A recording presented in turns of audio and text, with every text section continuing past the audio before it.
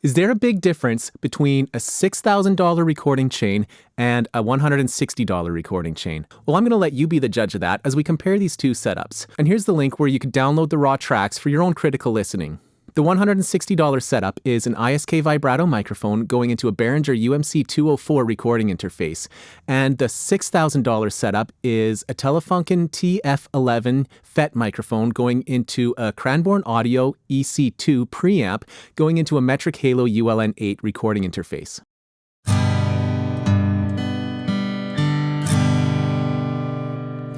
Amazing grace, how sweet the sound that saved a wretch like me.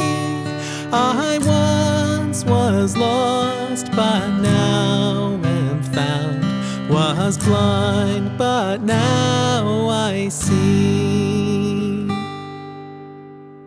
And the end result? A was the cheap one, B was the expensive one. If you like this type of stuff, check out my other videos and subscribe to this channel.